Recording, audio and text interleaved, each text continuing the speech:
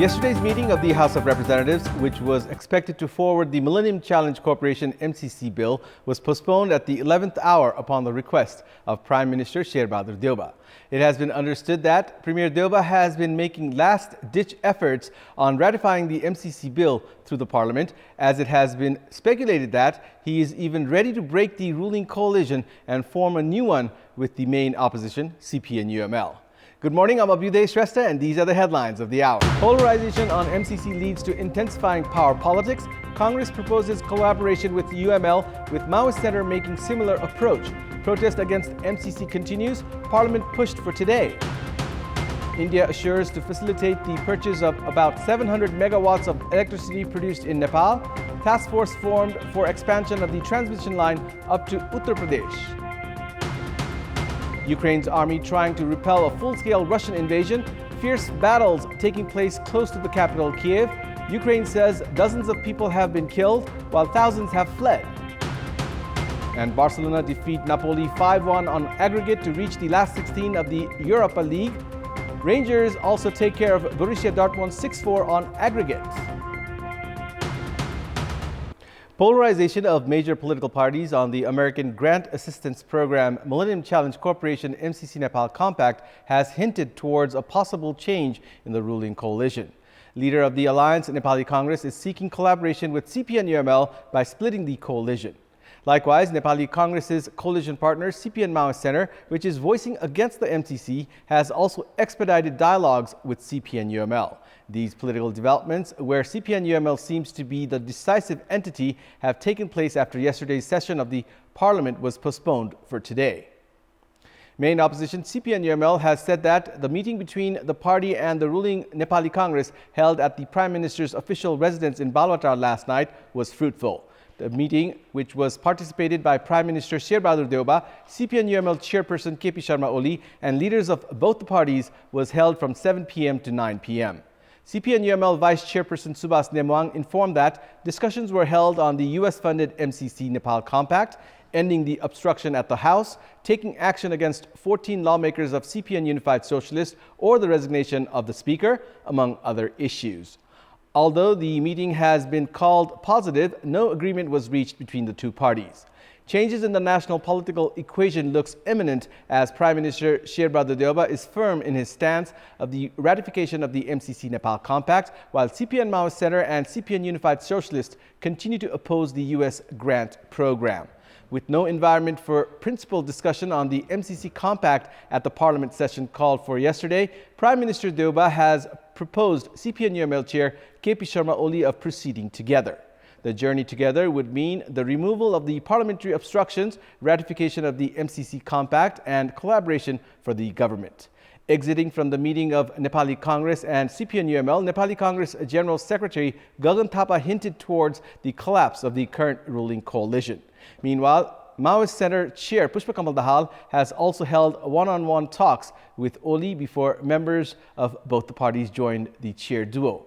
It has been understood that Dahal has assured Oli of his party being open for talks on all alternatives for issues including the MCC Compact. CPN-UML has termed the dialogue positive and has hinted towards yet another possible collaboration between the two entities. After the dialogue with Dahal, Oli rejoined Deuba for additional talks in Balwatar. Such intensifying parleys between the senior leaders of political parties are being looked with significant interests from national and international corners. Despite the inclusion of principal discussion on the Millennium Challenge Corporation MCC Nepal Compact in yesterday's session of the House of Representatives, the Parliament meeting was postponed for today in the 11th hour. Political parties had expedited talks to formulate strategies in favor and against the MCC Compact. Senior leaders of the ruling coalition held bilateral and multilateral talks but failed to find a common ground.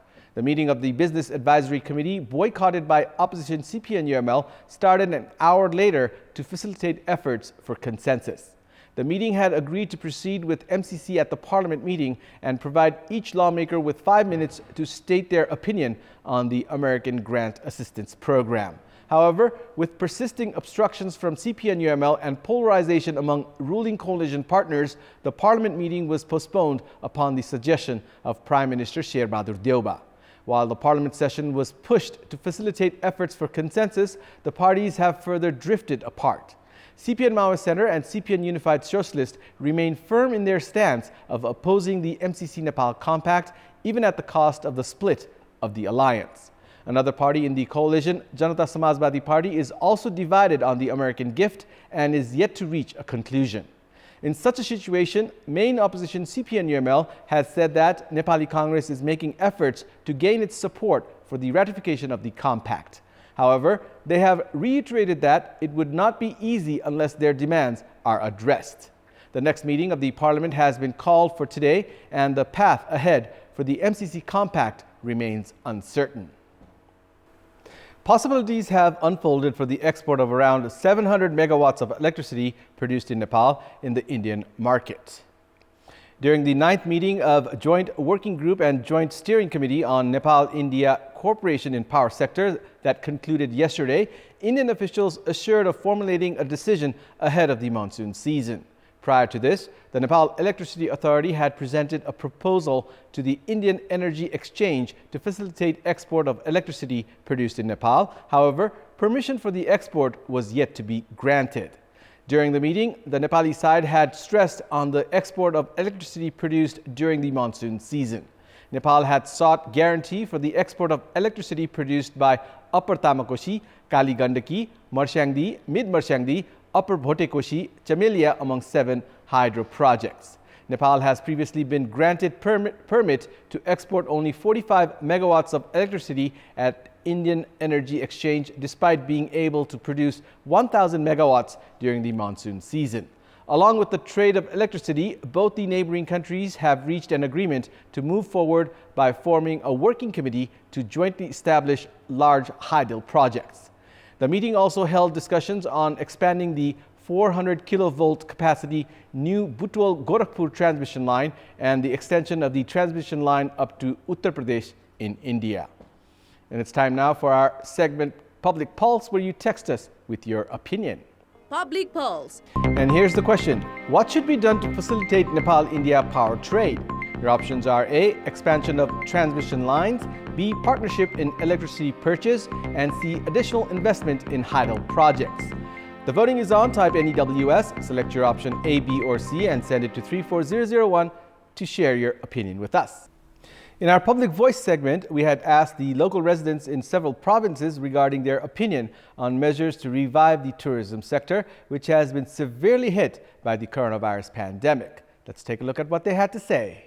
Public Voice. Hotel व्यवसायहरू पनि यिनीहरूलाई पनि राम्रो हिसाबले सञ्चालन गर्न दिने नयाँ प्याकेजहरू दिएर सोशल मिडियामा चाहिँ प्रमोसन गर्नुपर्छ प्रचार प्रसार गर्नु पर्यो स्थानीय सरकारले गृह योजना निर्माण गर्न जरुरी छ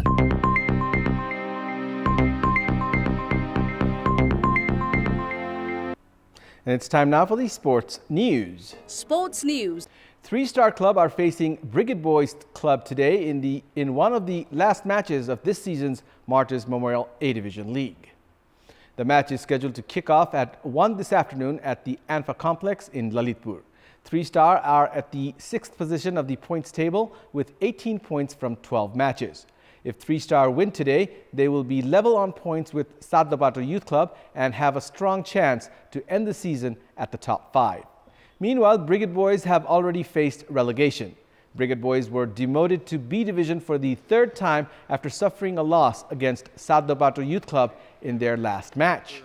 3-Star had also suffered a 1-0 loss to this season's champions, Machindra Football Club, in their last match.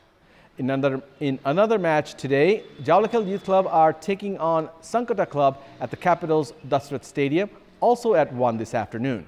Sankata are in the 7th spot of the league table with 15 points from 12 matches, while Jaulakhel are 10th with 13 points. With the Martyrs Memorial A-Division League this season concluding today, Machindra Football Club have lifted the title, while Brigade Boys and Chasol Youth Club have faced relegation. And that's all for the moment. Thank you for watching. Have a good day.